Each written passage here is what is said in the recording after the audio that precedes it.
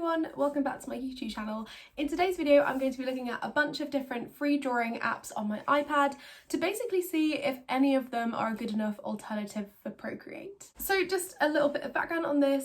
It was something that somebody requested on my TikTok channel. I think it was Harlan who requested it. I'm sorry if I'm pronouncing your name wrong, but she essentially asked if there were any good alternatives to Procreate on iPads. Now, Procreate, for those of you who aren't aware, is probably the most popular app on, at least on iPads, for digital art, and definitely specifically for digital calligraphy and lettering as well. It is quite expensive. It does cost £10, I think $10 in the US as well. I mean, from my perspective, I've always used Procreate, even when I had Procreate Pocket on my old iPhone, back when I first started doing digital lettering. In my opinion, it really is worth the money. Having said that, I do realise that some people might kind of not be sure, just kind of want to test out digital lettering before they really get stuck into it. So this is why I decided to film this video and do a little bit of a deep dive into a couple of different free apps that are out there. Just as a side note, I'm only going to be looking at this from the perspective of an iPad user. I am not sure how things differ for other tablets. However, Procreate is only available on Apple products anyway, so I've just been looking at this specifically from the perspective of somebody who has an iPad. So the first app that I tried was Adobe Illustrator Draw. This was one of two Adobe apps that I tried, and it was probably the most basic of the two. It was a little bit annoying because when you first load it up, you kind of have to sign into Adobe, and I don't know why, but it just took me like a really long time to do this. So that was a bit of a pain. Yeah, you should probably be aware that you need an Adobe account to sign in. I don't think that costs anything, but it's still, again, something to be aware of. When you do sign in and you first use the app, you do get a tutorial of how to kind of basically navigate all the basics of the app, which was fairly useful. But yeah, I just kind of wanted to like get straight down to it. So there's only like 5, I think, brushes on this app. I did find one that you could technically use for calligraphy if you wanted, which was the basic flat brush, I think, which was the third one down. This was, it was kind of usable. It did produce some good like upstrokes and downstrokes when I used it with my Apple Pencil, which was good. And there were some settings where you could sort of change the basic settings of the brush as well, which was kind of similar to Procreate. Obviously nowhere near the sort of different options that you have on Procreate, but for a free app it was kind of fine. The only thing that really did bug me about doing calligraphy in this app was that I couldn't really figure out the right settings to get the brush strokes to look exactly how I wanted. So I prefer to have like a really obvious transition between heavy downstrokes and thin upstrokes. And with Adobe Illustrator Draw, I found it really difficult to get that transition from heavy to light. It was fine when I was started off my lettering and I did like a heavy downstroke. Almost like the transition from light to heavy was fine, but for some reason the transition from heavy to light, I couldn't get it to work really. I tried like really pressing down on the downstroke and really not pressing down the upstroke, and I tried tinkering with all the settings. I couldn't figure it out. That's not to say that, if you spent a long time trying to figure it out, you couldn't, but it wasn't very obvious how to do that. So yeah, that was not ideal. There were some good things about it. So there was the kind of ability to create different layers, which is pretty vital when you're doing any kind of digital art. So that was good. However, there weren't nearly as many options, like for example, like alpha lock and clipping mask available on those layers as there are in Procreate. So some good and some bad. In general, as I said, this was a fairly basic app. You could do calligraphy with it, but you wouldn't really be able to, well, there's not enough flexibility to be able to create as much varied digital lettering art as there is with Procreate. So the second app that I tried was Adobe Photoshop Sketch, so the second of the two Adobe ones that I tried. This was pretty similar to Adobe Illustrator Draw? Was that the one? This was pretty similar to Adobe Illustrator Draw. Again, you have to have an Adobe ID to access the app. And again, it takes you through a really basic tutorial when you first open it. There were a few differences, however, to Adobe Illustrator Draw. For example, there were a lot more brush options in Adobe Photoshop Sketch. There was also seemed to be an option to import your own brushes, which was really cool. as you may be aware, you can import your own brushes in Procreate, which is really great. You can kind of download free ones or purchase ones, and that kind of just basically like widens your brush library and widens your sort of options when you're creating art, which is amazing and a really great feature of Procreate. However, I mean, it must be possible, there was literally an option there, but I'm not entirely sure how you import them. I tried to import one of the Procreate ones that I had downloaded onto my iPad and that didn't work, so I'm sure it's possible, but you couldn't like use the same Procreate brushes that you can find online, for example. There are also more options to edit the brushes than there were in Adobe Illustrator Draw that I could see anyway, as well as a few different options that you get on like the layer options on Procreate. So for example, like color dodge, lighten, things like that.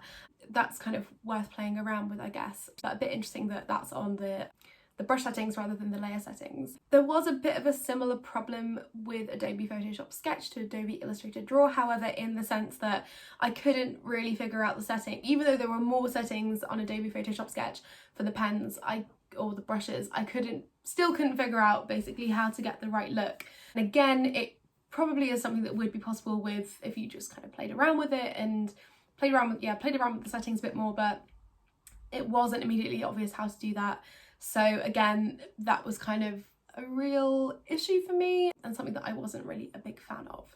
Another thing on this brush settings actually is that I kept trying to like play around with the settings to make things look a little bit better, and I just couldn't figure out what was actually changing each time I changed the settings, so that kind of confused me a little bit. Again, I'm not really, you know, this was just me having downloaded the app like 5 minutes ago, so maybe if you kind of played around with it a little bit more, you would get a bit used to it, but I just kind of gave up a little bit. Yeah, so this one was another kind of, you know, fair option, but not really one that I would fully recommend. Certainly not as a replacement for Procreate. The third option that I tried was called Paper by WeTransfer. I didn't have massive high hopes for this at the beginning, to be honest. Even from the get-go, it seemed like really pretty basic and not really meant for creating art so much. Seemed more like a kind of doodling / note-taking app. That's kind of the vibe that I got from it. But I thought I'd give it a go. So when I opened it up, there was literally the longest tutorial I've ever done in my entire life. Like, I was basically filming what I was doing the whole time. And I'm pretty sure that video is like 25 minutes long of me just like going through this tutorial. And it was useful. It did kind of show you all of the different options for all the different tools. But yeah, most of the tools that are shown and that are kind of a bit more unique to paper aren't available in the free version anyway. So you just spend like 20-30 minutes going through all this cool stuff and you're like, oh yeah, I can't wait to like try this out, and then you open up a new journal or page or whatever it's called in the app, and it's just, you only get like 3 or 4 brushes, or 3 or 4 different options. So that was a bit annoying. There was like one brush that I think was actually useful that you could get a kind of calligraphy look with. I'm not sure if it had a name, but it was just kind of, it was like purple on the bottom, and then it had like a sort of little brush tip.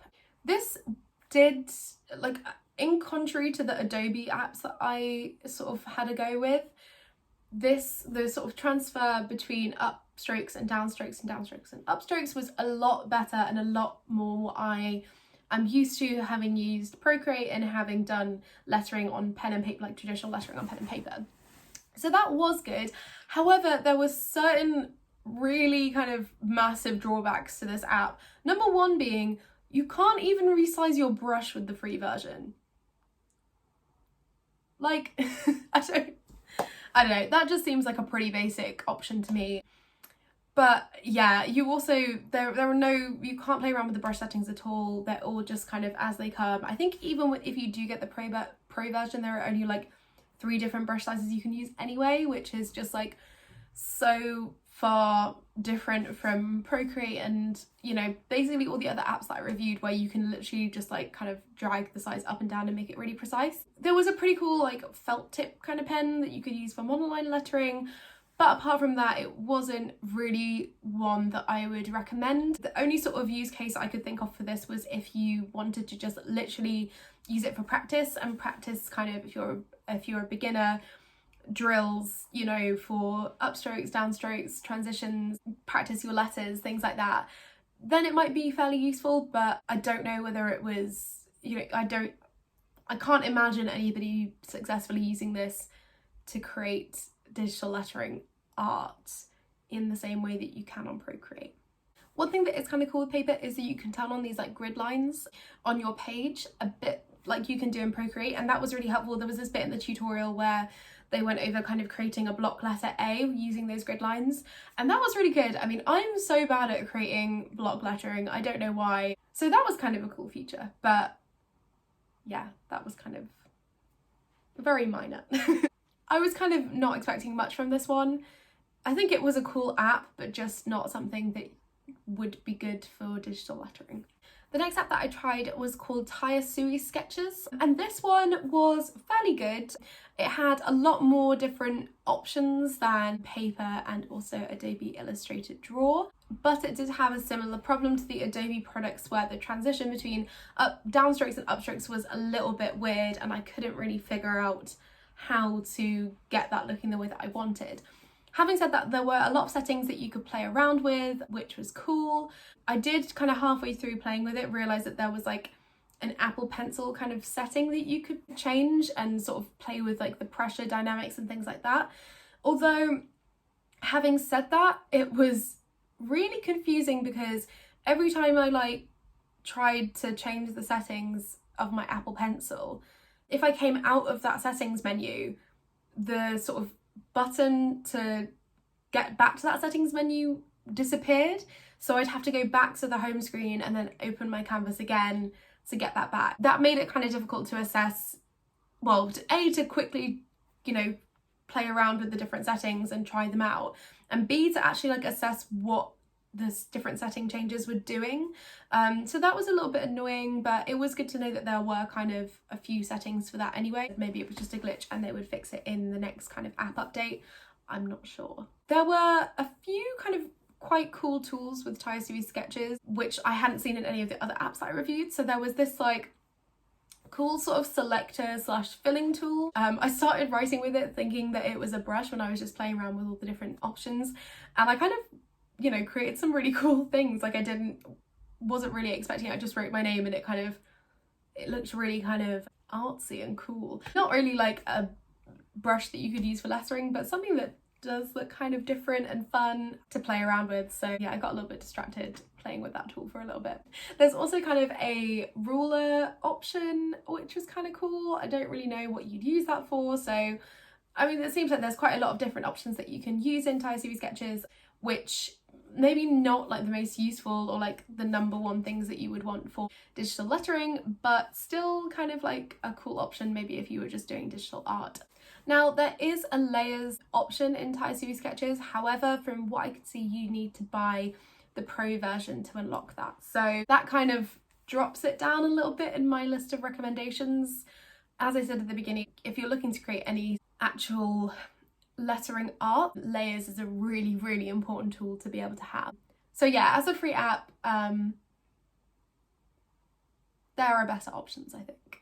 So finally, the last app that I reviewed was Autodesk Sketchbook, and I'm really glad I found this one because for some reason it didn't come up straight away when I was doing my research. I had to do a little bit of digging to find this one, and honestly I definitely saved the best to last because this one was really impressive. I think there is a pro option, but from what I experienced, everything that you really need to do basic lettering art is already included within the free version. There are lots and lots of different brush options with this, which is great, just kind of like straight out the box. I didn't actually realise until I was looking at this later, but not only do you have the ones in the kind of scrolly menu at the side, but also if you click on the button at the top, there are also like lots and lots of different options that you can choose from. And there's different like markers, like there's like airbrushes, different pencils, kind of similar to what there is in Procreate. However, I couldn't find an option to import brushes, but I guess that is just like an additional bonus for Procreate. So it's not the end of the world.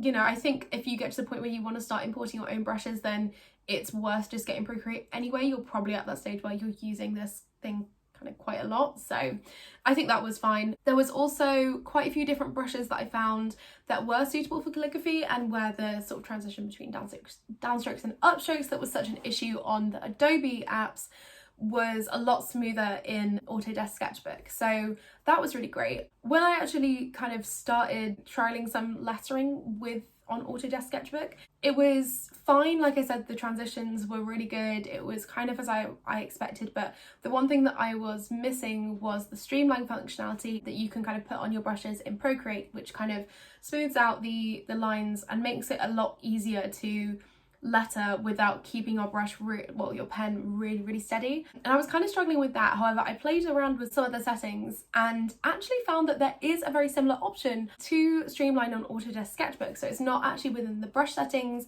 it's more just like a secondary setting that you can see like at the top of the screen. And this is kind of a scale from 1 to 5, I think. So I turned it all the way up to 5 and it was so much better. Like, it was, the way it kind of works is you draw the letter or you draw the shape or whatever you're drawing first, and then it kind of snaps into place and makes it smoother. This isn't as great as it is in Procreate, because in Procreate it kind of smooths out the line as you're drawing, which makes it easier to kind of see how your letters are turning out and sort of plan a little bit more while you're doing it. But for a free app, I thought that was a really great feature to include, so I was really impressed with that. The one thing is, it is a little bit tricky sometimes. Like, there was this one point where I drew an S and it turned it into a square, but that only like happened once or twice. So, you know, like I said, for a free app, it was pretty good and pretty impressive. There are also lots of options to edit the brushes themselves, which is really great.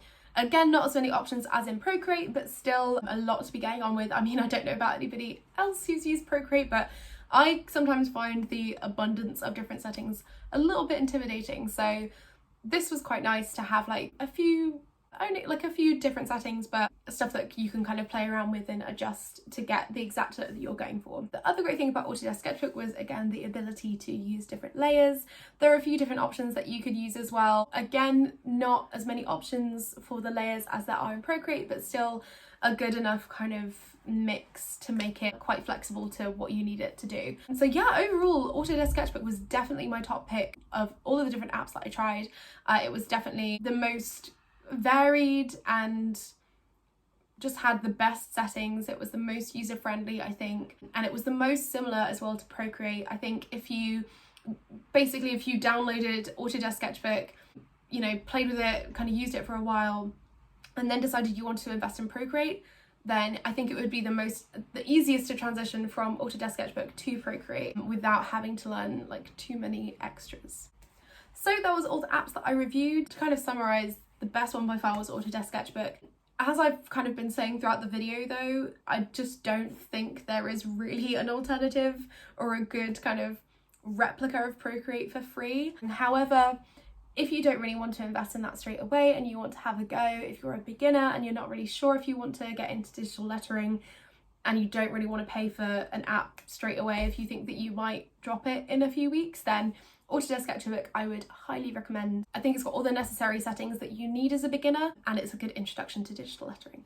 So that's about it for today's video. I really hope you guys enjoyed and found it useful.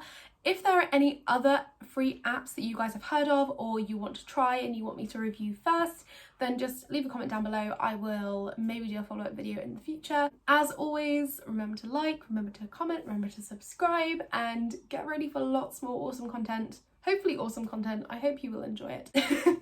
Coming up in the next couple of months on this channel. If you want to follow me on Instagram, it is ca_it_ligraphy. On TikTok, it's just Kate_ligraphy. And that's about it. I never know how to end these things. See you later, I guess.